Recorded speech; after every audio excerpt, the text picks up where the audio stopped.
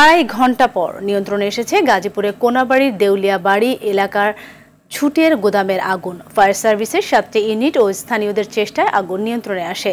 আগুনে স্পিনিং কারখানা, মেশিন, সুতা, ঝুট, গোদামের মালামাল ও একটি বাড়ি পুড়ে গেছে।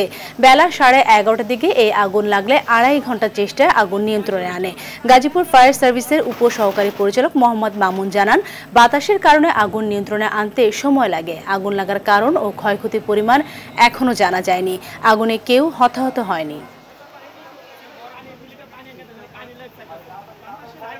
সুতা ফ্যাক্টরি সুতা তৈরি হয়, পিছনে গুড়াউনে আগুন লাগছিল। জুটার গুড়াউনে এই বাজারে আগুন লাগছে। এখানে 4টা কাটিং মেশিন ছিল, অনেক তুলার ইয়া ছিল, 2টা রোটার ছিল, একটা ড্রয়িং ছিল, একটা মিক্সি মেশিন ছিল, সব পুরো ছাই হয়ে গেছে। 50 লাখ টাকার প্রায় সুতা স্টোর ছিল, 400 সুতা, 400 থেকে 450 সুতা স্টোর ছিল, এগুলো সব পুরো ছাই হয়ে গেছে। আগুন এইভাবে পরপর আমরা 7টা ইউনিট আগুন গ্রহণ করি। আসলে কতটি পূরণ করেছে এটা আগুন নিয়ন্ত্রণ এবং নির্বাপনের পরে আমরা ইনভেস্টিগেশন করে আমরা বলতে পারবো।